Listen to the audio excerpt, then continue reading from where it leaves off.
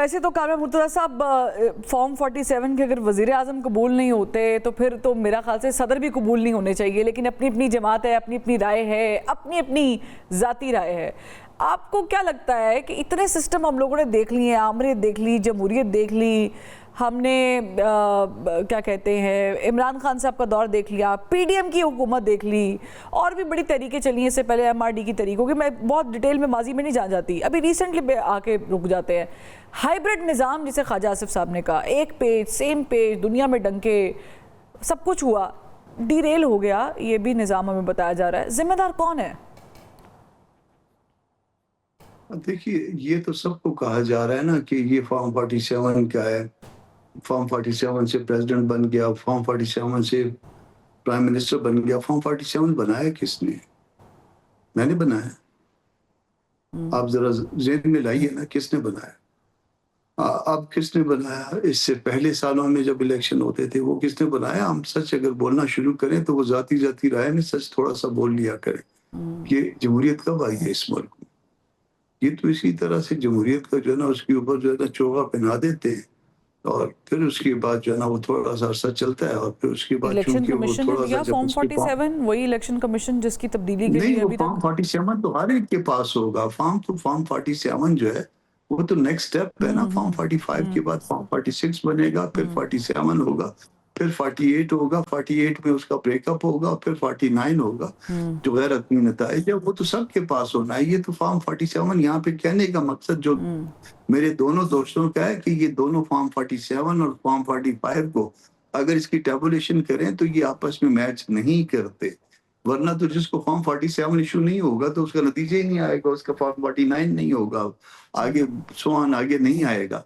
तो मसला वो ये है कि आप जिस दिन तक इस मुल्क में ट्रू सेंस में डेमोक्रेसी नहीं लाएंगे, आप दस्तूर पे अमल नहीं करेंगे, या जो भी निज़ाम आप इस मुल्क में राज करेंगे उसको उसकी असल शक्ल में जब तक राज नहीं करेंगे, उसमें से मुनाफकत नहीं निकालेंगे, इसी तरह से लंगड़ा लूला निज़ाम जो है साल 2 साल 3 साल के बाद जो ना वो धक्के खाते हुए किसी गड्ढे में गिर जाएगा। क्या हम एक्सपेक्ट करें कि आने वाले चंद हफ्तों में कोई तब्दीली रूनुमा हो सकती है, कैबिनेट में हो सकती है, क्योंकि इसकी बातें तो हो रही थी? क्या इस सिस्टम को ऐसे रीसेट किया जाए कि कुछ चेहरे तब्दील किए जाएं, या फिर कोई नई आईनी तरमीम भी सादर हो सकती है? देखिए, आईनी तरमीम तो इसको फिर कंफर्म एक दफ़ा कहा गया, नकवी साहब के मुंह से कहलवाया गया, फिर उसके बाद इसको कंफर्म भी कर दिया गया। उन्होंने कहा कि जी आबादी बढ़ गई है और सूबे वही चाह रहे हैं, तो हम तो कहते हैं कि आबादी यकीनन बढ़ गई है, मगर मुल्क की भी हदूदात भी वही हैं। फिर इस तरह से भी कोई इसमें भी एक्सपेंशन होना चाहिए था, क्योंकि आबादी तो बाकी बढ़ गई है। फिर अगर सूबे बढ़ते हैं, अगर आपकी जो ना राय ठीक है, तो इसके ऊपर जो ना फिर एक्सपेंशन तो हर जगह पे फिर रिक्वायर्ड है। मगर अगर आप ये समझती हैं कि इसी तरह से चलेगा और 10 अगस्त के बाद जैसे कोस्तानी साहब कह रहे हैं, जो मैंने अंडरस्टैंड किया, मुमकिन है गलत अंडरस्टैंड किया हो, तो इसका मतलब है कि नकवी साहब ने और उसके बाद जज ने जो भी बात की है वो सिर्फ ऐसे जो है ना एक ड्रामा था। वो ड्रामा जो है ना वो फिर 10 अगस्त तक करके ख़त्म हो जाएगा। उसमें दूसरी पार्टियों का भी वो समझ लें जिसने भी तनकीद की है।